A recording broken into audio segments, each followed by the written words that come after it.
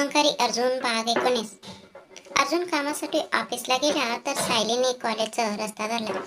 अदिती आपल्या घरची सर्व कामे आटपून ऑफिसमध्ये आले. इतक्या दिवसात आज ती पहिल्यांदाच अगदी शांत आणि निवांत मनाने ऑफिसला आली होती. तिने अर्जुनचे दिवसभराचे शेड्यूल तयार केले आणि केबिनमध्ये जाऊन पाहिले तर तो अजून आला नव्हता. तोपर्यंत डेटा तरी एंट्री करून घेऊया असं विचार करत ती राधाच्या शेजारी जाऊन बसली. ती तिथे जाऊन बसली खरी, पण राधा खूप उदास होऊन बसल्याचे तिने पाहिले. दीदी काय झालं, तू अशी नाराज होऊन का बसली आहेस, आदितीने काळजीने विचारले. तसं काही नाही आदिती, मी अगदी ठीक आहे असे सांगत राधाने पुन्हा आपल्या कामावर लक्ष केंद्रित केले. सकाळी सकाळी अशा गप्पा मारत बसणे योग्य नाही असा विचार करून आदिती आपले काम करू लागले. तितक्यात तिथे शिपाई आला आणि त्याने मॅनेजर सर आदितीला बोलवत आहेत असा सांगा मांडला. ती विक्रमच्या म्हणजे मॅनेजरच्या केबिनमध्ये गेले. सर गुड मॉर्निंग, आदितीने अत्यंत गोड स्वरात म्हणताच विक्रम काही क्षणांसाठी स्वतःला पूर्णपणे विसरून फक्त तिच्याकडेच एकटाक पाहत राहिला. सर तुम्ही बोलावले होते का, आदितीने असे विचारल्यावर विक्रम बाणावर आला. हो मिस आदिती, असे म्हणत तो पुढे म्हणाला. या फाईल्सचा डेटा तुम्ही स्वतः एंट्री करा. तसंच हे काम करताना काही अडचण आली तर नक्की विचारा. ह्यामध्ये खूप चुका आहेत. ओके सर, पण तुम्हाला माहीत असेलच की मी आता अर्जुन सरांची PA आहे. सो मला जेव्हा वेळ मिळेल तेव्हाच मी हे काम करू शकेन. जर तुम्हाला हे मान्य असेल तरच मी हे काम करेन सर, कारण तुम्ही मला एखादी डेडलाईन दिली तर त्या वेळेत हे काम पूर्ण होईल की नाही हे मी सांगू शकत नाही, तिने स्पष्ट शब्दात सांगितले. It's okay miss Aditi, audit होईपर्यंत ते तयार झाले तरी पुरेसे आहे, विक्रम म्हणाला. ओके सर, मी करते. मी आता जाऊ का सर, तिने विचारले. त्यावर अत्यंत नाखुश मनानेच विक्रमने तिला तिथून जाण्यासाठी परवानगी दिली. ती परत येऊन आपल्या जागेवर बसली. तेव्हा राधाने विचारले, अदिती विक्रम सरांनी तुला नक्की कोणत्या कारणासाठी बोलवले होते. मगाशी एवढं विचारलं तरी काहीही कारण न सांगता उदास बसलेली ही आता मी विक्रम सरांच्या केबिनमध्ये जाऊन आल्यावर मला नक्की काय झालंय याचं कारण का विचारत आहे. याचं आदितीला खूप आश्चर्य वाटलं, पण ते चेहऱ्यावर दाखवून न देता ती म्हणाली, ते ह्या फाईलचं करेक्शन करून तिची एंट्री करायची आहे. ती फाईल देण्यासाठीच त्याने मला आत बोलवलं होतं बस. हो असं होय, दुसरं काही बोलले नाहीत का. दुसरं म्हणजे, त्यांनी नक्की काय बोलायला हवं होतं दीदी, आदितीने असं विचारल्यावर राधा बाणावर आली आणि म्हणाले. नाही काही नाही, असं म्हणत तिने आपलं काम सुरू केलं. आदितीला हे सगळं खूप गोंधळात टाकणारं वाटत होतं. तरीही तिने पुढे काही न विचारता आपल्या कामावर लक्ष केंद्रित केलं. अर्जुन सर आले असावेत असा विचार करून आदितीने पुन्हा एकदा त्यांच्या केबिनकडे जाऊन पाहिलं, पण ते अजूनही आले नसल्याचं पाहून ती मनात विचार करू लागली. हे सर सकाळी तर घरून खूप लवकर निघाले होते ना, तरीही अजून ऑफिसला कसे काय पोचले नाहीत असा विचार करत ती काम करत होती. तेवढ्यात अचानक तिच्या हृदयाचे ठोके वेगाने वाढल्यासारखे तिला जाणवले. त्या अस्वस्थतेमुळे तिने जेव्हा मागे वळून पाहिले तेव्हा तिचा नवरा अत्यंत गंभीर चेहऱ्याने चालत येत होता. तिच्या हृदयालाही ठाऊक होते की तोच तिच्या मनाचा खरा मालक आहे. जर तिने सर्वांसमोर खंबीरपणे उभे राहून मी अर्जुनला कुणासाठीही सोडणार नाही असे धैर्याने सांगितले असते तर कुणाचेही तिच्यावर प्रश्न उचलण्याची हिंमत झाली नसती, कारण ती अर्जुनची हक्काची बायको होती. परंतु माणुसकी, दिलेला वचन आणि शब्दांना महत्त्व देऊन कामासाठी आलेली मुलगी या घराच्या मालकालाच आपल्या झाड्यात ओढून बसली असा शब्द आपल्या माती लागू नये म्हणून तिने स्वतःचे मन दगडासारखे घट्ट केले होते. तिने अर्जुनच्या आयुष्यापासून कायमचे दूर राहण्याचा निर्णय घेतला होता. अर्जुन चालत येत असताना ऑफिसमधील सर्वांच्या नजरा त्याच्यावर केल्या होत्या, तर त्याची नजर मात्र फक्त आणि फक्त स्वतःच्या बायकोवर होती. तिच्याकडे तिरक्या नजरेने पाहत तो सरळ आपल्या केबिनमध्ये निघून गेला. तो केबिनमध्ये गेल्यानंतर अवघ्या 5 मिनिटात अदितीने टॅब घेतला आणि ती अर्जुनच्या केबिनमध्ये आली. सर गुड आफ्टरनून असे म्हणत तिने त्याचे आजचे शेड्यूल त्याचे स्वाधीन केले. अदिती, उद्या रविवार आहे ना, सो मला सोमवारी कोणतीही मीटिंग फिक्स करायची असेल तर ती नंतरचीच कर, अर्जुन म्हणाला. त्यावर कोणतेही कारण न विचारता अदितीने गुपचूप त्याचे बोलणे मान्य केले. आजचा दिवस संपला आणि दुसऱ्या दिवशीची सकाळ उजाडली. सायली आणि सुनील दोघे पुन्हा एकत्र आले आहेत हे घरातील कुणालाही समजता कामा नये अशी फक्त ताकीद अर्जुनने दिली होती. आपल्या पाठीमागे कारस्थान करणारा तो अज्ञात हात नक्की कोणाचा आहे हे शोधण्याची वेळ अजून आलेली नाही. आपण पूर्ण तयारी केल्यानंतर जेव्हा तुम्ही दोघे पुन्हा एकत्र आल्याची गोष्ट सर्वांसमोर येईल तेव्हा ह्या सगळ्या मागच्या मुख्य सूत्रधार कोण आहे हे अगदी सहज शोधून काढता येईल, असे अर्जुनने समजावून सांगितल्यावर सुनील आणि सायली या दोघांनीही त्याचे बोलणे मान्य केले होते. सकाळचा नाश्ता उरकून घरातील प्रत्येक जण आपापल्या कामात व्यस्त झाला. पौर्णिमा आत्या आणि मोनिका दोघी काहीतरी कामासाठी बाहेर गेल्या, तर अर्जुन ऑफिसचे काम करण्यासाठी आपल्या स्टडी रूममध्ये निघून गेला. रमा औषध गोळी घेऊन थोडा वेळ झोपण्यासाठी आपल्या खोलीत गेली होती. शकुंतला यांनी नर्सरीमधून काही नवीन रोपे मागवून घेतली होती. ती पाहण्यासाठी त्या बागेत आल्या होत्या. तिथे आलेल्या वेगवेगळ्या प्रकारची सुंदर फुले उत्साहाने पाहत असतानाच अचानक त्यांच्या पायाला काहीतरी आदळले. हे नक्की काय आहे म्हणून त्यांनी जेव्हा ते उचलून पाहिले तेव्हा त्यांना खूप मोठा धक्का बसला.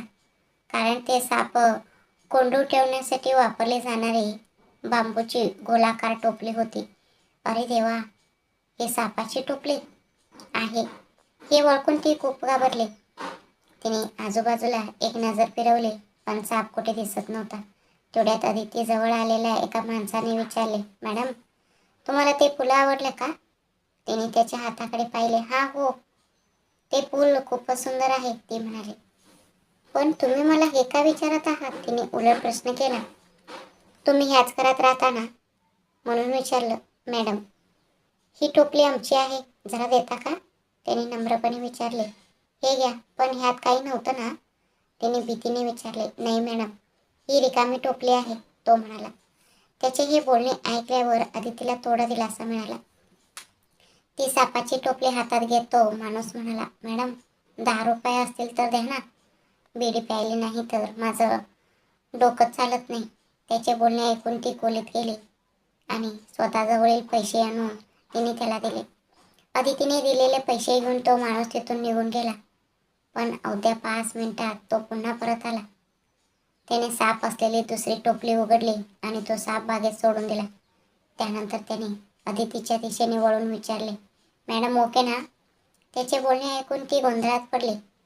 तो माणूस पुन्हा हळू आवाजात म्हणाला, तेच मॅडम, साप. परंतु अदितीने साप या शब्दाला पुलं समजून चुकीचा अर्थ काढला आणि ओके म्हणत अंगठा दाखवून संमती दिली. हा सगळा प्रकार आडोशाला लपून उभे राहून पाहत असलेल्यांनी त्यांना हवं असलेला अशा प्रकारे त्या प्रसंगाचा व्हिडिओ बनवून त्या दोघी म्हणजे मोनिका आणि पौर्णिमा त्या तिथून गुपचूप निघून गेल्या. शकुंतला यांनी अदितीला सर्वांसाठी चहा बनवून आणायला सांगितले होते. त्यामुळे स्वयंपाकघरातून चहाचं ट्रे हातात घेऊन अदिती जेव्हा बागेत आली तेव्हा तिला तिथे साप दिसला. ती मोठ्याने ओरडली, मॅडम, साप. अदितीच्या तो ओरडण्याचा आवाज ऐकून शकुंतला यांनी भीतीने 2 पावले मागे घेतली. पण तितक्यात तो साप वेगाने पुढे सरकला आणि त्याने शकुंतला यांना चावला. अदितीने हातातील चहाचा ट्रे तिथेच फेकून दिला आणि मॅडम म्हणून ओरडत ती धावत शकुंतला यांच्याजवळ आली. तिने त्यांना आपल्या मांडीवर झोपून घेतले आणि जवळच उभा असलेल्या एका नोकराला म्हणाली, दादा, एखाद्या चाकू असेल तर लवकर आणून द्या. चाकू हातात येताच तिने शकुंतला यांच्या पायावर साप चावलेल्या जागेवर प्लसच्या आकाराचा काप मारला.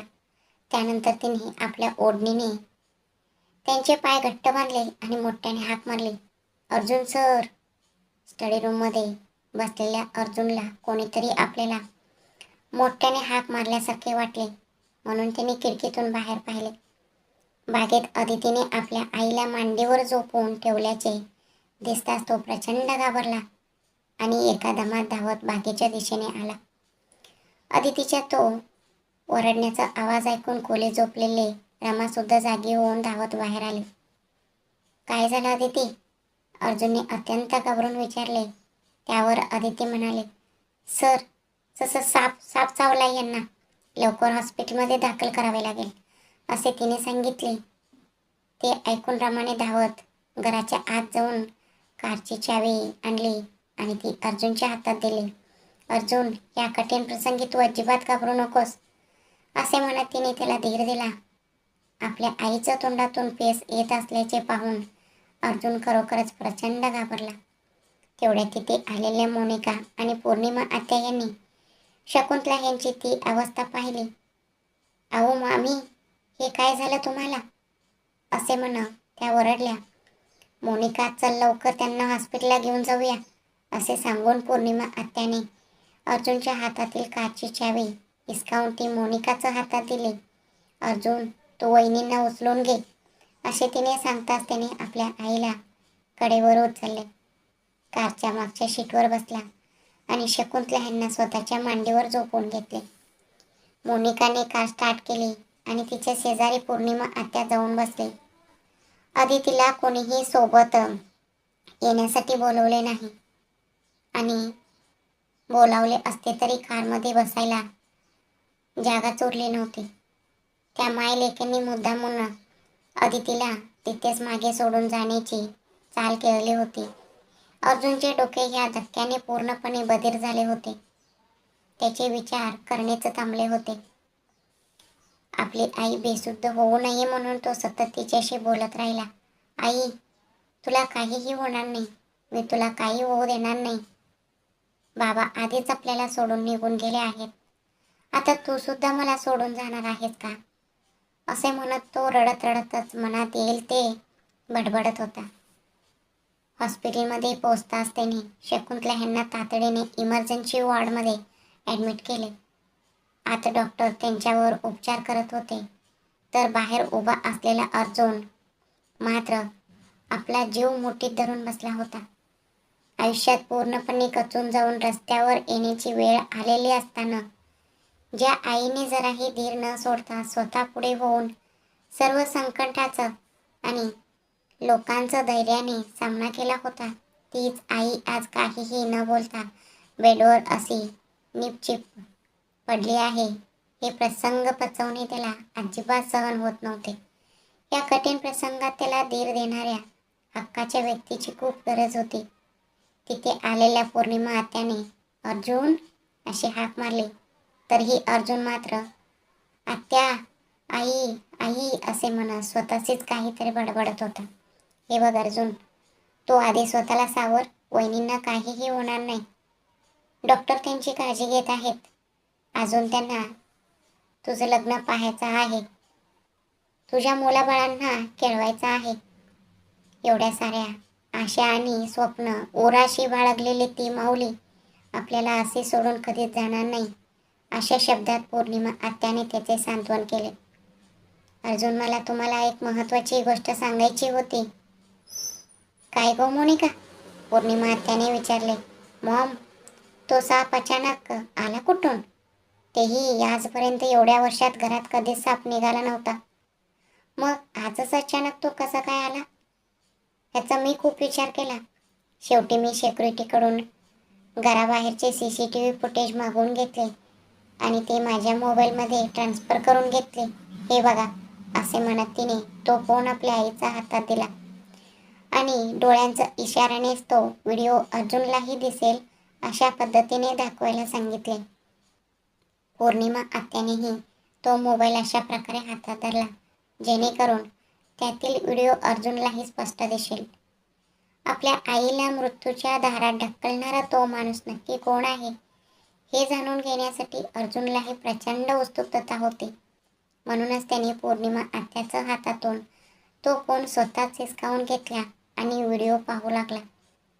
तिकडे घरी आई, मॅडमला काही होणार तर नाही ना? कधीच कुणाचं वाईट न करणाऱ्या माझ्या मॅडमला तो साप का बरं चावला आई? बिचाऱ्या ह्या वयात त्यांना एवढ्या वेदना सहन करायची ताकद नाही का आई? असे म्हणत अदिती रमाच्या कुशीत डोके ठेवून डसाडसा रडत होती. त्या खूप गंभीर आहेत बाळा. त्या अगदी लवकर बऱ्या होतील. तू अजिबात भीती बाळगू नकोस. पण मला एक समजत नाहीये. कित्येकदा नर्सरीवाले लोक येऊन इथे रोपे लावून जायचे, तेव्हा तर कधीच साप निघाला नाही. मग आजच अचानक तो कसा काय आला? रमा ह्याच विचारात पडली होती. दुसरीकडे हॉस्पिटलमध्ये मोनिकाच्या मोबाईलमधील व्हिडिओमध्ये अदिती सुरुवातीला त्या सापाचं टोपले हातात घेतलेले दिसत होती. त्यानंतर तो नर्सरीवाला तिथून जाताना अदितीकडून पैसे घेऊन गेला होता. अवघ्या 5 मिनिटात तो माणूस पुन्हा बागेच्या दिशेने परत आला आणि मॅडम साप असे म्हणून त्याने तो साप तिथे सोडून दिला. हे सर्व अर्जुनने त्या व्हिडिओमध्ये पाहिले. परंतु त्यानंतर अदिती आतमध्ये सर्वांसाठी चहा बनवायला गेली होती. तो भाग मात्र व्हिडिओमध्ये मुद्दाम दाखवला नव्हता. त्यानंतर तो साप सरपटत गेला आणि त्याने थेट शकुंतला यांना चावला. हे सर्व त्या कॅमेऱ्यात कैद झाले होते. थोडक्यात सांगायचे तर तो व्हिडिओ पाहणारा कोणत्याही सामान्य माणूस हे कृत्य अदितीनेच केले आहे असेच म्हणला असता. बागेत घडलेला तो प्रसंग त्यांनी इतक्या हुशारीने स्वतःला हवा तसं कट कॉपी पेस्ट करून एडिट केला होता. तो एडिट केलेला व्हिडिओ पाहताना अर्जुनचे रक्त सळसळू लागले. रागाने त्याचे डोळे पूर्णपणे लाल झाले आणि त्याच्या गळ्याच्या नसा ताणल्या गेल्या. आज मात्र हिला अजिबात जिवंत सोडणार नाही. हिच्या मनात माझ्या आईबद्दल एवढं द्वेष का आहे? असे म्हणत त्याने रागाने दात बोट खाल्ले. पाहिलंस का अर्जुन, तुझी आई आणि तू नेहमी ह्या कामवाल्याची बाजू घेऊन बोलत होता ना? हे बघा तिने दिलेले त्याचे फळ. तुझ्या आईला जिवे मारून तुला कसंही करून स्वतःच्या जाळ्यात ओढायचं आणि ह्या घरची सगळी श्रीमंती ऐश्वर्य लुटायचा प्लॅन आहे ह्या घरफोडीचा. असे म्हणत पौर्णिमा आत्याने आपल्या डोळ्यात न आलेले पाणी कोट्याचं पदराने पुसण्याचे नाटक केले. त्या माईलेकीने घरची संपत्ती लुटण्यासाठी जो कट रचला होता त्याचा स्वतःचा रस्ता मोकळा करण्यासाठी त्याने तो सगळा आळ आदितीवर आणून ठेवला होता. अशा धावपळीचा आणि कठीण प्रसंगात मोनिकाने अचानक सिक्युरिटीचा नंबर कसा मिळवला याचा अर्जुनने अजिबात विचार केला नाही. त्याशिवाय नर्सरीवाले आज येणार आहेत हे अदितीला आधीच कसं माहीत होतं आणि माहीत असला तरी नर्सरीवाले सोबत साप घेऊन कसे काय आले असं कोणताही विचार त्याचा डोक्यात आला नाही. जर त्याने ह्या गोष्टीचा विचार केला असता तर कदाचित पुढे होणारा मोठा अनर्थ टाळता आला असता. पण नशीब तेवढ्या डॉक्टर ट्रीटमेंट रूममधून बाहेर आले. अर्जुनने त्या मायलेकींनी मिळून डॉक्टरांना घेरले. डॉक्टर, माझ्या आईचं जीवाला कोणताही धोका नाही ना? अर्जुनने अत्यंत कासावीस होऊन विचारले. हे बघा मिस्टर अर्जुन, अगदी योग्य वेळी त्यांच्यावर प्रथमोपचार करण्यात आले आहेत. त्यामुळे शरीरात पसरणारे ते विष आम्ही वेळेत बाहेर काढू शकलो. आता त्या पूर्णपणे सुधीत आहेत. पण आजची संपूर्ण रात्र त्या झोपता कामा नाहीत याची तुम्हाला काळजी घ्यावी लागेल. नाहीतर शरीरात राहिलेले थोडेफार विष सुद्धा रक्तात मिसळू शकते असं वॉर्निंग डॉक्टरांनी दिलं. Thank you doctor. मी माझ्या आईला पाहू शकतो का? अर्जुनने विचारले. पहा, पण जास्त बोलून त्यांना थकवू नका. पिण्यासाठी किंवा खाण्यासाठी आता काहीही देऊ नका आणि त्यांना झोप येणार नाही याची पूर्ण काळजी घ्या अशी ताकीद देऊन डॉक्टर तिथून निघून गेले. आपल्या आईला या अवस्थेत पाहताच अर्जुनच्या डोळ्यातून अश्रू गळागळा गालावर वाहू लागले. ते पाहून शकुंतला म्हणाल्या, अरे वेड्या मुला, एवढ्याशा गोष्टीसाठी कोणी रडतं का? मला काहीही झालेलं नाही. तिने कितीही समजावले तरी जोपर्यंत अदितीला शिक्षा देत नाही तोपर्यंत अर्जुनच्या मनाला अजिबात शांतता मिळणार नव्हती. आपल्या आईच्या जीवाला आता कोणत्याही धोका नाही हे समजल्यावर तो म्हणाला, आई, तू जास्त थकवा आणून घेऊ नकोस. मी तुझ्या आवडीची एखादी 2 पुस्तके आणून देतो. ती वाचत बस असे सांगून तो वाडच्या बाहेर आला. आत्या, तुम्ही इथेच राहून आईची काळजी घ्या. मी जरा घरी जाऊन येतो असे म्हणत अर्जुन तिथून निघून गेला. तो गेल्यानंतर त्या मायलेकींनी म्हणजे पौर्णिमा आत्या आणि मोनिकाने एकमेकींना हाय पाय दिला आणि त्या मोठ्याने हसल्या. आपला प्लॅन सक्सेस झाला मॉम. घराला लागलेली एक क्षणी कायमची टळली असं समजा. आता फक्त त्या रमाला कसंही करून वाटेतून बाजूला केलं की संपूर्ण घर आपल्या दोघींचंच आहे असे म्हणत त्या दोघी मनोमन खूप खुशी झाल्या. घरी पोचलेला अर्जुन आत येताच अदिती बाहेर ये लवकर म्हणून मोठ्याने ओरडू लागला. रमाच्या खोलीत बसून रडणाऱ्या अदितीला जेव्हा तिचे नाव पुकारलेले ऐकू आले तेव्हा ती बाहेर आली. पण समोर अर्जुनचे ते भयानक रूप पाहून ती पूर्णपणे हादरून गेली. त्याचे ते विस्कटलेले केस आणि रागाने लाल झालेले डोळे पाहून ती एका क्षणासाठी प्रचंड भयभीत झाली. हे मात्र अगदी खरे होते. तिला पाहताच तो तरातरा तिच्याजवळ गेला आणि तिचे मागचे केस हाताने घट्ट पकडत म्हणाला, तू स्वतःला नक्की काय समजतेस ग? हा, माझ्या आईने तुझं असं काय पुढं मारलं होतं म्हणून तू त्यांना जीवे मारण्याचा प्लॅन केलंस? ज्या आईने नेहमी तुझी बाजू घेतली तिच्या तू असं आदर दाखवलास होय ग? बागेत साप सोडून माझ्या आईला चावायला लावून त्यांना जीवे मारण्याची इतकी नीच बुद्धी आली कुठून तुझ्या डोक्यात? मी जेव्हा तुला आपण दोघं पती पत्नी म्हणून सुखाने जगूया असे तुझ्या समोर डोकं बडवून घेतलं तेव्हा माझ्या वडिलांच्या शब्दांचं आडोसा घेत मला नकार देणारी तू आता माझ्या पैसा लुटण्यासाठी हा असा प्लॅन रचला आहेस होय ग? तुला वाटलं की माझी आई जर मला सोडून गेली तर आई बाबा दोघांच्या शब्दांना जगात मी दुसरं लग्न करणार नाही आणि अशा वेळी तू माझी बायको म्हणून तुझं या घरातील स्थान भक्कम करू शकशील ज्यामुळे माझी सगळी संपत्ती तुझ्या पदरात पडेल, हो ना? पण तुझे हे सगळे घाणेरडे विचार तुझ्या डोक्यातून काढून टाक. तुला माझ्या घरात आता एक क्षणभरही जागा नाही असे म्हणत तिचे केस ज्या प्रकारे पकडले होते तसेच तिला धरधर ओढत नेऊन त्याने घराच्या गेट पैसे बाहेर ढकलून दिले. अर्जुनने ज्या वेगाने ढकलले त्यामुळे जमिनीवर पडलेला अदितीचा कोपरा कचटला आणि तिचे कपडे पूर्णपणे मातीने माखले.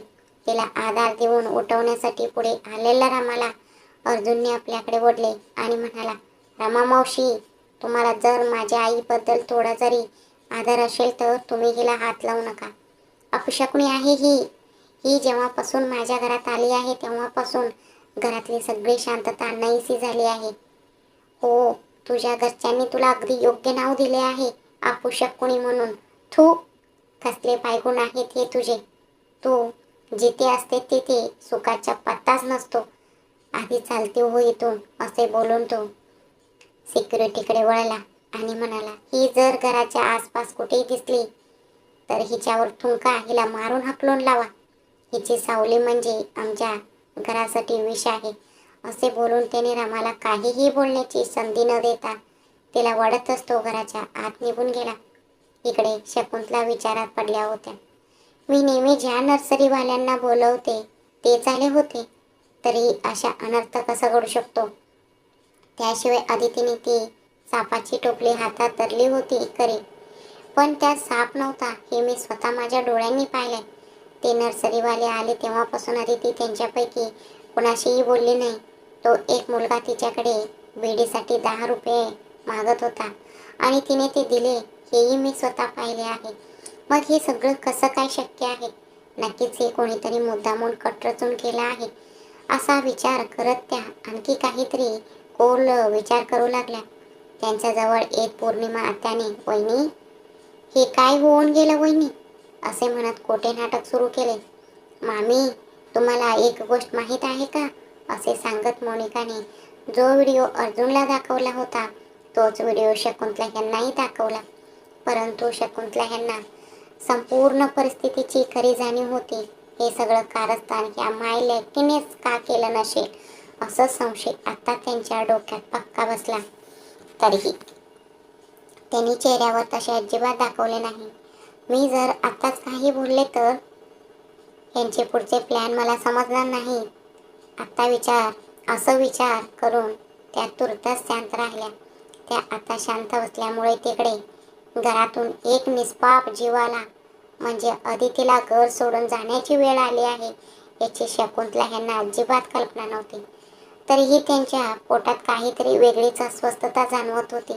पण हे औषध आणि सलाईनचा प्रभावामुळे होत असावी असा विचार करून त्या कष्टाने शांत राहिल्या.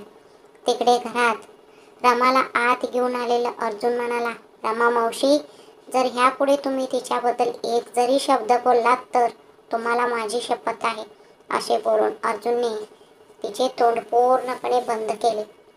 सुनीलला भेटण्यासाठी त्याच्या घरी गेलेल्या सायलीला मोनिकाने खूप उशिरा या सापाच्या घटनेबद्दल सांगितले. हे समजता सायली देखील आपल्या आईला पाहण्यासाठी तातडीने हॉस्पिटलकडे धावली.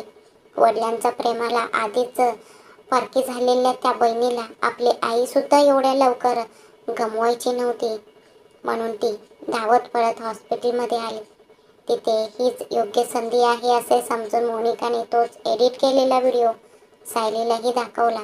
तो व्हिडिओ अगदी बारकाईने पाहिल्यावर सायलीला सुद्धा जाणीव झाली की यामध्ये अदितीची काहीही चूक नाही, कारण ह्यापूर्वी अर्जुननेच काही गुंडांना बोलावून सुनीलला मारहाण करायला लावली आहे असं सायलीचं चुकीचं समज झाला होता. त्यामुळे आता हे कृत्य सुद्धा त्याच अज्ञात हाताने का केले नसावे अशी शंका तिच्या मनात निर्माण झाली. परंतु ह्या माय लेकींसमोर या विषयावर न बोललेलेच बरे असा विचार करून ती तुर्तास शांत राहिली. सायलीकडे जेवढी किमान व्यावहारिक समज होती तेवढी बुद्धीसुद्धा अर्जुनने दाखवली नाही. त्याने रागाच्या भरात विवेक गमावला आणि ज्या अदितीने आईचे प्राण वाचवले तिला थेट घरातून बाहेर हाकलून दिले.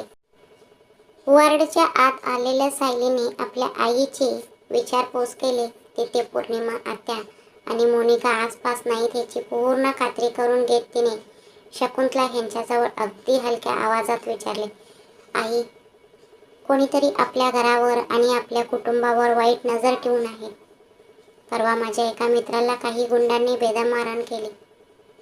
जेव्हा मी त्याला त्यामागचं कारण विचारलं तेव्हा ते गुंड म्हणाले की अर्जुन शेखावतने तुला मारण्याची सुपारी दिली होती. पण जेव्हा मी दादाला ह्याबद्दल जाब विचारला तेव्हा त्याने ह्या गोष्टीचं त्याच्या कोणत्याही हात नसल्याचं स्पष्ट सांगितलं. हे सापाचं प्रकरणसुद्धा आपल्या कुटुंबाला उद्ध्वस्त करण्यासाठी रचलेलं कोणाचं तरी मोठं कारस्थान आहे असं मला वाटतंय. आई, तुला खरंच असं वाटतंय का गं की अदिती तुला जीवे मारण्यासाठी हे सगळं करेल? सायलीने आपल्या आईला ते प्रश्न विचारला. शकुंतला यांच्यासाठी सायलीचे हे बोलणे अगदी नवीन होते. यापूर्वी असा काही प्रकार घडला आहे हे घरातील कोणीच त्यांना सांगितले नव्हते. कोणता मित्र ग? त्यांनी काळजीने विचारले. आई, मला तुला एक खूप महत्त्वाची गोष्ट सांगायची आहे, पण ती दादाने स्वतः सांगितलेली कधीही उत्तम. आता ते राहू दे, तू आधी मला हे सांग, अदितीनेच हे सगळं केलंय असं म्हणून त्या मायले की तो व्हिडिओ दाखवून सांगत आहेत, तुलाही खरंच तसंच वाटतंय का? सायलीने विचारले. अगं, जेव्हा साप चावला तेव्हा अदितीनेच माझ्यावर वेळेवर प्रथमोपचार केले होते ग. ती असं कशासाठी करेल सांग बरं? मला वाटतं ही अर्जुनच्या कोणत्या तरी बिझनेस शत्रूने केलं असणार. पण अदिती मात्र अगदी सोन्यासारखी आहे ग. जर तुझ्या बाबांना आम्ही ते लग्नाचं वचन दिलं नसतं तर मी अदितीलाच माझ्या घरची सून करून घेतलं असतं. अगदी अस्सल सोन्यासारखी मुलगी आहे ती. शकुंतला भावूक होत म्हणाल्या. आई, ह्या मोनिकाचं बोलण्यावर तू अजिबात विश्वास ठेवू नकोस. हे सगळं कारस्थान नक्की कोण करतंय हे आपण दोघी मिळून शोधून काढूया, सायली म्हणाली. शकुंतला ह्यांनाही तिचे म्हणणे पटले. तितक्यात तिथे मोनिका आणि पौर्णिमा आत्या आल्या, ज्यामुळे आई लेकीच्या बोलण्याला तिथेच ब्रेक लागला. इकडे अर्जुनने अदितीला फक्त तिच्या अंगावरच्या कपड्यांवरच गळा धरून घराबाहेर हाकलून दिले होते. जर त्यानेही आपल्या बहिणीसारख्या म्हणजे सायलीसारख्या शांतपणे विचार केला असता तर पुढे मिळणाऱ्या मोठ्या वेदनांपासून तो स्वतःला वाचवू शकला असता. परंतु जेव्हा माणसाच्या अशा वागण्याला जोरदार तडाखा बसतो आणि त्याचा अहंकार पूर्णपणे मोडीत निघतो तेव्हाच त्याला दुसऱ्याचं खऱ्या किमतीची जाणीव होते. अदितीने 1-2 मिनिटे त्या घराकडे एकटक रोखून पाहिले. बागेत घडलेल्या ह्या संपूर्ण प्रकारात अदितीची काहीही चूक नाही हे तिथल्या सिक्युरिटीलाही चांगले माहीत होते. परंतु तो मालकासमोर काहीही करू न शकणाऱ्या हतबल परिस्थितीत तिथे उभा होता. हे सगळं उघड्या डोळ्यांनी पाहणाऱ्या सिक्युरिटी काकांनी जवळ येत म्हटले, बाळा, अदिती, जा लेकी जा. तू शिकलेली सावरलेली मुलगी आहेस. या पृथ्वीवर कुठेही राहिलीस तरी प्रामाणिकाने न्यायाच्या मार्गाने कष्ट करून स्वतःची भाकर नक्की मिळवू शकशील बाळा. हे श्रीमंत लोक असेच असतात. असे म्हणत त्यांनी मायेने तिच्या डोक्यावरून हात फिरवला. अदितीने एकदा सिक्युरिटी काकांकडे पाहिले, आपले अश्रू पुसले आणि ते तिथून निघून गेले. आता नक्की कुठे जायचे आहे हे तिला माहीत नव्हते. तरीही पावले रस्त्याने पुढे पडत होती. कुणाच्या आश्रय मागावा याच विचारात ती बरीच दूर चालत आली. जवळच असलेल्या एका मंदिरात लोकांची फारशी गर्दी नसल्याचे पाहून ती तिथे गेली. देवाच्या मूर्तीकडे एकटाक पाहत ती स्वतःचेच बोलू लागली, मी नक्की कुणाचं काय बिघडवलेलं आहे देवा? मी कुणावर असं काय अन्याय केला होता? मी जन्माला येऊन अवघ्या 10 वर्षाची असतानाच तो माझे आई वडील माझ्यापासून हिरावून घेतले. मी मोठी होत गेले तसं तो माझ्या हक्काचं घरही हिरावून घेतलं. या सगळ्यातून सुटते ना सुटते तोच या दुष्ट मोठ्या माणसाच्या म्हणजे अर्जुनच्या गळ्यात बांधलंस. इथे आले तर वेगळाच नरक भोगायला लावलंस. हे सगळं दुःख सोसण्यासाठीच मी जन्माला आले होते का? सांगा ना. माझं इतकं वाईट नशीब लिहिताना तुला जराही वाईट वाटलं नाही का रे देवा? हां, तुलाही जर एखादी मुलगी असती ना देवा, तर तिचं दुःख आणि तिच्या वेदना नक्की काय असतात हे तुला समजलं असतं. असे प्रश्न मनातल्या मनात विचारत असलेल्या अदितीच्या डोळ्यातून अश्रू गळागळा गालावर ओघळू लागले. आता फक्त 4 महिने बाकी आहेत बास. त्यानंतर माझ्या आणि अर्जुन सरांच्या लग्नाला 1 वर्ष पूर्ण होईल. ते झाल्यावर माझी जमीन माझ्या नावावर करून घेईन आणि ती विकून माझं आयुष्य मी स्वतः जगून दाखवेन. ह्या समाजात प्रत्येकाने मला आदराने ओळखावं इतकं मोठं मला बनायचं आहे, असा तिने मनोमन ठाम निश्चय केला आणि ती पुन्हा रस्त्याने पुढे चालू लागली. तिकडे घरात, अर्जुन, तू खूप मोठी चूक केलंस रे. अदिती तसली मुलगी अजिबात नाही, असे म्हणत रमा पुढे काहीतरी सांगणार होती. पण तिचे बोलणे मध्येच थांबवत अर्जुन म्हणाला, रमा मावशी, जर तुम्ही ह्याच विषयावर बोलणार असाल तर अजिबात बोलू नका.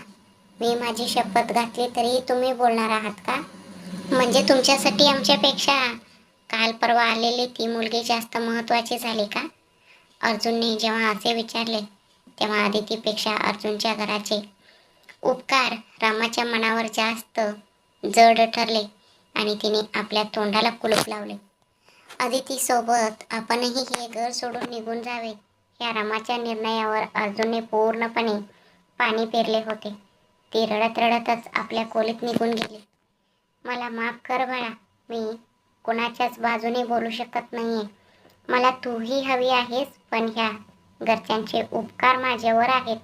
मी पूर्णपणे हतबल झाले आहे बाळा, असे म्हणत पोटाच्या मुलीसारख्या असलेला आदित्यसाठी रामा डसाडसा रडून रडून अश्रू गाळले.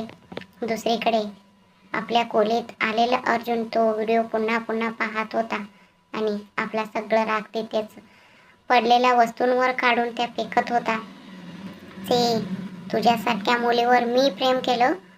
तू माझ्या प्रेमाच्या अजिबात लायकीची नाहीस अदिती. मी तुला खूप निष्पाप समजत होतो ग. पण तू तर निष्पापपणाचा मुखवटा घातलेली एक क्रूर वाघीण निघालीस. असा विचार करत तो वॉशरूममध्ये गेला आणि थंड पाण्याचा शावर घेऊन खाली उभा राहिला.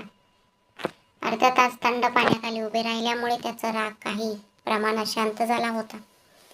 अदिती घर सोडून आता 4 तास उलटून गेले होते. कुठे जावे हे सुचेनासे झाल्यामुळे ती नुसतीच समोर दिसेल त्या रस्त्याने पुढे चालत राहिली. रडून रडून ती खूप थकली होती. तसेच रिकाम्या पोटी असल्यामुळे तिचे डोळे गरगरू लागले आणि डोळ्यांसमोर अंधारी आल्यासारखे झाले. म्हणून ती जवळच असलेल्या एका पार्कमध्ये आली आणि दगडाच्या बेंचवर बसली. थोडी सावरल्यावर तिथे झाडांना पाणी घालणाऱ्या माणसाकडून तिने पाणी मागून घेतले आणि पाणी पिऊनच स्वतःचे पोट भरले. हा सगळा प्रकार 2 डोळे दुरून निरखून पाहत होते. ह्या कशाचीही कल्पना नसलेली अदिती मात्र आज घडलेल्या त्या भीषण घटनेची आठवण काढून पुन्हा पुन्हा डोळ्यातून अश्रू गाळत होती. संध्याकाळचे 5 वाजायला आले तेव्हा बागेत आलेल्या लहान मुले तिथे असलेल्या झोपाळ्यावर आणि घसरगुंडीवर ताबा मिळवून आनंदाने खेळू लागले.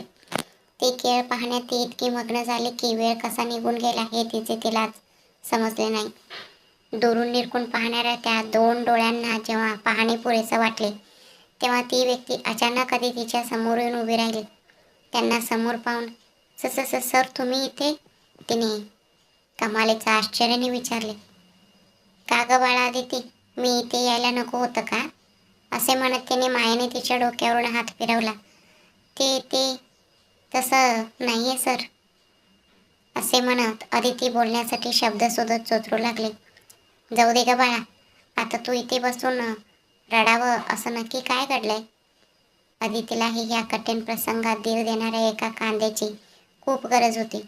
म्हणूनच सरांनी विचारताच तिने त्यांच्या खांद्यावर डोके ठेवले आणि ती डसाडसा रडू लागली. स्वतःला थोडे सावरल्यावर ती म्हणाली, "सर मी अनाथ आहे सर. मी एका मोठ्या श्रीमंत लोकांच्या घरात घरकाम करायचे आणि सोबत अर्जुन सरांच्या कंपनीत नोकरीला जात होते. पण आज अर्जुन सरांनी कोणती तरी फाईल तयार करण्याची आहे आणि प्रेझेंटेशन रेडी करायचे आहे असे सांगून मला त्यांच्या घरी बोलवले होते. योगायोग असा की मी ज्यांच्याकडे घरकाम करते ते लोक आणि अर्जुन सर एकमेकांचे मित्र आहेत हे मलाही अगदी अलीकडेच समजले होते. आज अर्जुन सरांच्या घरी त्यांची आई बागेत रोपे लावून घेत होती. तेवढ्यात अचानक कुठून तरी एक साप आला आणि तो त्यांना चावला. पण मी सुद्धा नेमकी त्याच वेळी बागेत ती रोपे पाहत उभी होते. फक्त ह्याच एका कारणावरून त्याने हा सगळा नीच प्रकार मीच केला आहे असं आळ माझ्यावर आणला. मी ज्यांच्याकडे घरकाम करत होते त्यांच्याशीही बोलून त्यांनी मला तिथल्या कामावरून तर काढलेच, पण सोबत अर्जुन सरांनी मला त्यांच्या कंपनीच्या नोकरीवरूनही काढून टाकले. आता नक्की कुठे जावे हे न सुचल्यामुळे मी इथे येऊन बसले आहे सर. ज्या घरातले अन्न खाल्ले त्याच घराचे वाटोळे करण्याची किंवा त्यांच्याशी द्रोह करण्याची असे नीच बुद्धी माझी नक्कीच नाही सर." असे म्हणत ती पुन्हा रडू लागली. मी अर्जुन सरांच्याच घरात राहत होते किंवा त्यांनी माझ्या गळ्यात मंगळसूत्र बांधले असून ते माझे नवरा आहेत हे जर सरांना समजले तर आपल्या दोघांनाही त्रास होईल असा विचार अदितीने केला. म्हणूनच तिने अर्जुनचा मित्राच्या घरात राहतो असे खोटे सांगण्याऐवजी तिला घराबाहेर हाकलण्याचे खरे कारण काय होते तेच सरांना सांगितले. अदितीच्या स्वभावाबद्दल आधीपासूनच माहीत असल्यामुळे या सगळ्याचा पाठीमागे नक्कीच कुणाचा तरी कट असणार असा विचार त्या माणसाने मनात केला. तिच्या डोक्यावरून मायेने हात फिरवत ते म्हणाले, "बाळा, तू नक्की काय आहेस हे मी खूप चांगल्या प्रकारे समजतोय. तुला कोणी नाही, तू अनाथ आहेस हा विचार आधी तुझ्या मनातून काढून टाक. इथून पुढे मीच तुझं सगळं सांभाळ करेन. चल आपल्या घरी जाऊया." असे म्हणत त्याने तिला बोलावले. ते ऐकून ती दचकून उठून उभी राहिली आणि म्हणाली, "नको सर, अशी मोठी चूक अजिबात करू नका. प्रत्येक जण मला अपशकुनी म्हणूनच ही नव्हतो. मी कुठेही येणार नाही सर." अदितीने अत्यंत गंभीरपणे नकार दिला. "हे अपशकुनी, दरिद्री हे शब्द आपण स्वतःच तयार केलेले असतात बाळा. तू फक्त माझ्या शब्दाचा मान ठेवून आणि मला आदर देऊन माझ्यासोबत येणार आहेस बास. तू माझ्याकडे तुझा स्वतःचा बाप म्हणून बघ." आणि आपल्या हक्काच्या माहेरी चालले की जेव्हा त्यांनी असे म्हटले तेव्हा अदितीकडे बोलण्यासाठी कोणतेही शब्द उरले नाहीत. "ठीक आहे सर, मी तुमच्यासोबत यायला तयार आहे. पण माझी सुद्धा एक अट आहे." अदिती म्हणाली. "नक्की काय अट आहे तुझी?" त्या व्यक्तीने विचारले. "मी जेव्हा तुमच्यासोबत तुमच्या घरी येईन तेव्हा तुमच्या घरातील कोणत्याही सदस्याने मला तुमच्या घरात ठेवण्यावरून एक जरी अवाक्षर काढला तर तुम्ही मध्ये न पडता शांत राहायचं आणि मला माझा रस्ता स्वतः निवडू द्यायचा." अदितीने ही अट ठेवल्यावर त्या व्यक्तीने ते मान्य केले. त्यानंतर ते दोघे तिथून त्या व्यक्तीच्या घराच्या दिशेने निघाले. जेव्हा ती त्या घराच्या दरवाजापाशी येऊन उभी राहिली तेव्हा अदितीच्या मनात नकळत एक अनामिक अस्वस्थता सुरू झाली. प्रत्येकाच्या नजरेत मी कायमची अपशकुनी आणि दरिद्री म्हणूनच राहणार का? हाच विचार तिच्या डोक्यात घोळत होता. दरवाजा उघडताच त्या व्यक्तीची पत्नी माणसाहीने अदितीकडे वरपासून कालपर्यंत एक नजरेत पाहिले. अहो, कोण आहे ही चोटी लक्ष्मी, जी आज आपल्या घराच्या दारात येऊन उभी राहिली आहे? तिने असे विचारताच अदितीच्या हृदयाचे ठोके वेगाने वाढू लागले. आज पहिल्यांदाच एका अनोळखी व्यक्तीने अदितीला छोटी लक्ष्मी म्हणून हाक मारली होती. तिचे डोळे पाण्याने डबडबून आले. ते पाहून माणसा म्हणाले, अहो, आपल्या घरी आलेली ही छोटी लक्ष्मी अशी का रडते आहे? त्यावर मूर्ती यांनी अदितीकडे पाहिले आणि म्हणाले, माणसा, ही अदिती आहे. मी ज्या शेखावत ग्रुप ऑफ कंपनीजमध्ये काम करतो तिथल्या बॉसची म्हणजे अर्जुनची ही पीए म्हणून काम करत होती. तिला कामावर रुजू होऊन आता कुठे एकाच आठवडा झाला होता. असे सांगत मूर्ती सरांनी पार्कमध्ये अदितीने त्यांना जशी तिची घरून हक्कलपट्टी झाल्याची हकीकत सांगितली होती ती सर्व हकीकत आपल्या पत्नीला सविस्तरपणे ऐकवली. माणसा ह्यांनी अदितीकडे पाहिले तेव्हा ती मान खाली घालून उभी होती. तिच्या जवळ येत माणसा म्हणाल्या, स्त्री ही अबला नसते बाळा. तुला कोणी नाही असं विचार मनात आणू नकोस. आम्ही आहोत ना तुझ्यासोबत. कोणत्याही व्यक्तीवर इतक्या सहज विश्वास न ठेवणारे माझे पती जर तुझे एवढे कौतुक करत आहेत तर तू स्वभावाने अगदी सोन्यासारखी आहेस हे यावरूनच सिद्ध होते. शिवाय कोणीतरी काहीही बोलले म्हणून तू अपशकुनी किंवा दरिद्री ठरत नाहीस, समजलं का? हे सगळे लोकांच्या स्वतःच्या मानसिकतेवर अवलंबून असते. असे म्हणत त्यांनी मायेने तिच्या डोक्यावरून हात फिरवला. लता, लता, जरा कुंकवाची आरती तयार करून आण बरं. आपल्या घराच्या भाग्यलक्ष्मीची आपल्याला ओवाळणी करायची आहे.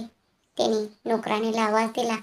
माणसा यांचे ते शब्द ऐकून अदितीचे मन भरून आले. तिच्या डोळ्यातून अश्रू गळागळा गालावर वगळू लागले. रडायचे नाही बाळा. इथून पुढे अगदी आनंदाच्या क्षणी सुद्धा तुझ्या डोळ्यात पाणी येता कामा नाही. त्या असे समजावत होत्या तोच लता आरती घेऊन आले. माणसा आणि लता या दोघींनी तिची आरती केली आणि आते बाळा असे म्हटले. तेव्हा मूर्ती सरांनी स्वतः अदितीचा हात धरून तिला घराच्या आत आणले. मूर्ती सरांचे घर खूप मोठेही नव्हते आणि साधे लहानही नव्हते. ते 5 बेडरूमचे एक सुंदर डुप्लेक्स घर होते. घराच्या समोर एक कार आणि 2 दुचाकी उभ्या राहतील एवढी मोकळी जागा होती. तर दुसऱ्या बाजूला त्यांनी एक छोटीशी बाग तयार केली होती, पण तिथे एकही फूल उमललेले नव्हते. घराच्या आत प्रवेश करताच व्हिजिटर्ससाठी एक जागा केली होती. तिथे एक वर्तमानपत्रांचे रॅक होते. तसेच कोणी आले तर त्यांना बसण्यासाठी बांबूपासून बनवलेले गोल टेबल आणि त्याच्या भोवती 3 खुर्च्या ठेवल्या होत्या. त्याच्या पुढे हॉल होता. तिथे एक मोठी LED TV आणि एक मोठे शोकेस होते. त्या शोकेसमध्ये अनेक मेडल्स, शिल्ड्स आणि संपूर्ण हॉलमध्ये लावलेले खूप सारे फोटो होते. हे सगळे फोटो कोणाचे आहेत हेच पाहत आहेस ना तू? हे सर्व माझ्या मुलाचे म्हणजेच किरणचे फोटो आहेत. तो सध्या इंजिनिअरिंगच्या फायनल इयरला शिकत आहे, मूर्ती सरांनी सांगितले. तो दिसायला 80% हुबेहूब प्रसिद्ध गायक संजू राठोड सारखा होता. त्यात भर म्हणून तो त्यांच्यासारखाच हुशार आहे आणि गिटार सुद्धा वाजवतो. हे दाखवणारे गिटार हातात घेतलेले त्याचे काही फोटो तिथे प्रामुख्याने लावले होते. तिला तिथल्या ओपन किचन खूप आवडले. त्याच्या अगदी शेजारीच देवघर होते. खाली हॉलच्या बाजूला 2 बेडरूम होत्या तर वरच्या मजल्यावर 3 होत्या. खालच्या एका खोलीत मूर्ती दाम्पत्य म्हणजे मूर्ती सर आणि माणसा राहत होते, तर दुसऱ्या खोलीत त्यांनी लताला राहण्यासाठी जागा दिली होती. वरच्या मजल्यावरील एका खोलीत किरण राहत होता, तर उरलेल्या 2 खोल्या रिकाम्या होत्या. आता त्यापैकीच एक खोली अदितीला देण्याचा त्यांचा विचार होता. ते घर पाहिल्या अदितीला ते मनापासून खूप आवडले होते. अदिती, चल, मी तुला वर तुझी खोली दाखवतो. आधी तो जाऊन छान आंघोळ करून फ्रेश हो, मूर्ती सरांनी सांगितले. तेव्हा माझ्याकडे बदलण्यासाठी कपडे नाहीत सर, असे म्हणत ती थांबली. त्यांनी मला अंगावरच्या कपड्यांवरून घरातून बाहेर हाकलले आहे हे ती स्वतःहून कशी बरं सांगणार? आणि ते असे म्हणत अडकळणाऱ्या अदितीचे बोलणे माणसा ह्यांनी लगेच ओळखले. कपड्यांबद्दल तू अजिबात चिंता करू नकोस असे म्हणत त्यांनी स्वतःचेच एक नवीन कपडे तिच्या हातात दिले. हा माझाच ड्रेस आहे, पण अगदी नवीन आहे. तुझी आणि माझी तब्येत अगदी एकसारखीच आहे बघ. चल आता पटकन फ्रेश होऊन बाहेर ये. त्यांनी असे सांगताच ते गुपचूप मान हलवून बाथरूममध्ये गेले. तिकडे हॉस्पिटलमध्ये डॉक्टरांनी शकुंतला यांना काहीही जेवण देण्यास नकार दिला असल्यामुळे अर्जुन फ्रेश होऊन थेट हॉस्पिटलमध्ये परत आला होता. तिथे आधीच मोनिका, पौर्णिमा आत्या आणि सायली थांबल्या होत्या. त्यांना पाहताच अर्जुन म्हणाला, तुम्ही सगळे आता घरी जा. मी इथे आईजवळ थांबतो आणि तिची काळजी घेतो. पौर्णिमा आत्यालाही नेमके तेच हवे असल्यामुळे त्या एका शब्दाने तिथून जाण्यास तयार झाल्या. दादा, मी इथेच आईसोबत थांबते ना. आईला वॉशरूममध्ये जायचे असेल तर तिला मदत होईल. सायलीने असं हट्ट धरल्यावर अर्जुन शांत बसला. म्हणजे त्याने तिला थांबण्यास संमती दिली. परंतु त्याने घरी घडलेला तो अदितीचा प्रकार सायलीला सांगितला नाही. शकुंतला यांच्यासाठी वाचायला काही कादंबरी पुस्तके अर्जुनने आणून दिली. तेव्हापासून शांतपणे डोळे उघडून फक्त पडून राहिलेल्या शकुंतला यांना खूप कंटाळा आला होता. त्यामुळे पुस्तके हातात मिळताच त्या सायलीच्या मदतीने उठून बसल्या आणि कादंबरी वाचू लागल्या. सायली, तू जरा बाहेर जाऊन काहीतरी खाऊन ये बाळा, आईने सांगितल्यावर सायलीने होकारार्थी मान हलवले. ती वाडच्या बाहेर आली आणि तिने पाहिले तर तिचा दादा म्हणजे अर्जुन तिथे एकटाच बसून कसल्या तरी खोल विचार करत होता. दादा म्हणत सायली अर्जुनचे शेजारी येऊन बसले. बोल सायली, सुनीलला फोन केलं होतंस का? कसा आहे तो आता? अर्जुनने विचारले. तो आता बरं होतोय दादा, पण आईच्या ह्या अवस्थेला खरंच अदिती कारणीभूत आहे यावर तुझा विश्वास बसतोय का? सायलीने असा थेट प्रश्न विचारताच पहिल्यांदाच अर्जुनच्या डोक्यात अदितीबद्दल खऱ्या अर्थाने विचार सुरू झाला. मोनिका आणि पौर्णिमा आत्याने जेव्हा तो व्हिडिओ दाखवला तेव्हा त्यालाच खरे मानून बसलेला अर्जुनचा पायाखालचं जमीन सरकल्यासारखे झाले. सायलीच्या ह्या एका प्रश्नाने पूर्णपणे हादरून गेल्यासारखा झाला. सायलीने स्वतःच आपले बोलणे पुढे चालू ठेवले. दादा, ज्याप्रमाणे सुनीलला तुझं नाव वापरून मारहाण करण्यात आली, अगदी त्याचप्रमाणे हे कृत्य सुद्धा त्या अज्ञात शत्रूने का केलं नसेल? दादा, मी सुद्धा मोनिकाने दाखवलेला तो व्हिडिओ पाहिला आहे. शिवाय सिक्युरिटीने हा व्हिडिओ थेट मोनिकालाच का पाठवावा? त्याचा आणि या मायलेकींचा नक्की काय संबंध आहे? दरवेळी तेच नर्सरीवाले आपल्याकडे येत असतात. आजपर्यंत कधीच न घडलेला असं अनर्थ नेमका ही मायलेकी घरात आल्यावरच कसं काय घडला? यापूर्वी आपण नर्सरीमधून कित्येकदा रोपे मागवले आहेत, तेव्हाही अदिती आपल्यासोबतच होती ना दादा? सायलीने जेव्हा हे प्रश्न विचारले तेव्हा अर्जुनच्या डोक्यात या बाजूने विचारच आला नव्हता. याची त्याला जाणीव झाली. त्याने डोक्यावर हात धरला. आपल्याकडून खरोखरच खूप मोठी चूक झाली का? हा विचार आता त्याच्या मनात डोकावू लागला होता.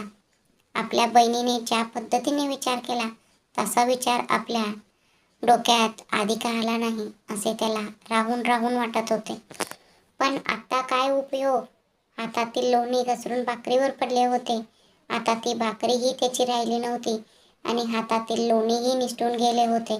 म्हणजे तात्पर्य हाताचे सोडून पळत्याच्या पाठी लागल्यासारखी त्याची अवस्था झाली होती. तिकडे आंघोळ आटपून माणसाहेनी दिलेले कपडे घालून अदितीला खूप छान आणि कम्फर्टेबल वाटले. कारण अदितीला ज्या पद्धतीचे कपडे आवडायचे अगदी तसाच ड्रेस माणसाहेनी तिला दिला होता. कॉलर असलेला कुर्ता, त्यावर मॅचिंग रंगाची लेगिन्स आणि नेटची ओढणी, अशा ह्या साध्या सिंपल ड्रेसमध्ये अदिती अत्यंत सुंदर आणि गोड दिसत होती. बाहेरून खेळून येऊन नुकताच घरात बसलेला किरणच्या नजरेत वरच्या मजल्यावरून खाली येत असलेली अदिती पडली. अरे वाव, कोण आहे ही? आपल्या घरात लोण्याच्या गोळ्यासारखी गोड मुलगी? तो असे म्हणताच माणसाहीने पाठीमागून त्याच्या डोक्यात टपली मारली आणि म्हणाल्या, तुझी दीदी आहे ती? ते ऐकून किरण लगेच म्हणाला, व्हॉट? त्यावर माणसा म्हणाल्या, हो, इथून पुढे ती तुझी दीदी आहे. तूच नेहमी म्हणायचंस ना की मला एखादी दीदी असायला हवी होती म्हणून. हे बघ, आता मी तुझ्यासाठी दीदीला घेऊन आले आहे. त्या असे बोलत होत्या तोच खाली उतरलेले आदिती लाजत माणसाह्यांच्या पाठीमागे जाऊन उभी राहिली. स्वतःचे डोके काजवत किरण चिडून म्हणाला, ठीक आहे ना ग, त्यासाठी अशी काय मारतेस? ती दिसायला खूप छान आहे म्हणून मी सहज तसं म्हणालो बास. त्यावर माणसं म्हणाल्या, तिचे नाव आदिती आहे. नाव काहीही असो, ती माझी डार्लिंग दीदी आहे बास. किरणने असे म्हणताच आदिती थोडी संकोचली. किरणचा कान पकडत माणसा म्हणाल्या, काय रे, घरात पाऊल टाकताच तुझं खोडकरपणा तिच्या समोर दाखवायला लागलास होय? त्यावर तो ओरडला, दीदी दीदी प्लीज मम्मीला सांग ना माझं कान सोडायला. तुझ्या भावाला लागलं तर तुला आनंद होईल का ग? हे ऐकून आदिती अगदी गोड स्वरात म्हणाली, मम्मी सोडा ना त्याला, नका मारू. आदितीने आपल्याला मम्मी म्हणून हाक मारल्याचे ऐकून माणसा यांना मनापासून खूप आनंद झाला. तर दुसरीकडे मधात बुडवून काढल्यासारख्या तिच्या त्या गोड आवाजावर तो पूर्णपणे फसला. किरणने धावत जाऊन आदितीला घट्ट मिठी मारली आणि म्हणाला, थँक्यू डार्लिंग. आता पुरे झालं तुझ्या दीदीचे लाडकोड केलेले. चल, तो आधी पटकन फ्रेश होऊन खाली ये, आपण तिघं मिळून बाहेर जाणार आहोत. माणसा यांनी असे सांगताच किरण आपल्या खोलीच्या दिशेने पळत सुटला. मम्मी ते आपण बाहेर, आदितीने पुढे विचारावे की नाही असं संकोचाने विचारले. तेव्हा माणसा यांनी तिला तिथेच असलेल्या डायनिंग टेबलापाशी नेऊन बसवले. तिचा हात आपल्या हातात घेत त्या म्हणाल्या, तू मला आत्ताच मम्मी म्हणून हाक मारलीस ना, मग आता ही मम्मी जे काही करेल त्यात तू गुपचूप तिचं ऐकायचं, समजलं का? मनात कधीही असं विचार आणू नकोस की तुला कोणी नाही, आम्ही तुला ह्या घरातून कधीच कुठे जाऊ देणार नाही, हे तुझंच घर आहे असं समजून तू आमच्यातीलच एक होऊन राहा. अजिबात संकोच बाळगू नकोस. तुला जे काही हवं असेल ते पूर्ण हक्काने मागून घेत जा, समजलं का? त्यांनी असे म्हणताच अदितीच्या डोळ्यातून अश्रू गळागळा गालावर वगळू लागले. माणसा यांनी प्रेमाने तिचे अश्रू पुसले आणि म्हणाल्या, अगं मी सुद्धा तुझ्यासारखीच आई वडिलांशिवाय लहानाची मोठी झालेली मुलगी आहे ग, त्यामुळे तुझ्या मनातले वेदना मी खूप चांगल्या प्रकारे समजू शकते. पण ह्याला माझी तुझ्यावरची दया समजू नकोस. न जाणो का तुला पहिल्या क्षणापासूनच माझ्या मनात तुझ्याबद्दल एक अनोख आणि रक्ताचं नातं निर्माण झालं आहे. मला सुरुवातीला एक मुलगी झाली होती, पण जन्माला आल्यानंतर 1 वर्षातच तापाने ती आपल्याला सोडून देवाघरी गेली. त्यानंतर हा किरण जन्माला आला आणि मला पुन्हा कधी मूल झाले नाही. मला नेहमी वाटायचे की मला एक मुलगी असायला हवी होती. आज त्या देवाने मला तुझ्या रूपाने ती मुलगी परत दिली आहे. माणसा यांचे हे भावनिक बोलणे ऐकून अदितीचे मन भरून आले आणि तिने माणसा यांना घट्ट मिठी मारून मनापासून रडून घेतले. मंडळी, आता तुमच्या लक्षात आले का की हे मूर्ती सर नक्की कोण आहेत? अदिती जेव्हा पहिल्यांदा कंपनीत कामाला लागली होती तेव्हा तिने ज्या मॅनेजर सरांच्या हाताखाली काम शिकले होते, हे मूर्ती सर म्हणजेच तेच जुने मॅनेजर आहेत. त्यांनी पहिल्याच भेटीत अदितीच्या डोक्यावर अत्यंत मायेने हात फिरवला होता. अदितीला पाहिल्यावर आपल्याला खूप ओळखीची व्यक्ती पाहिल्यासारखे वाटते अशी त्यांना नेहमी मनापासून तीव्र जाणीव व्हायची. कोणत्याही विशेष कारणाशिवाय आज ती त्यांच्याच कुटुंबाचं एक महत्त्वाचं भाग बनली आहे.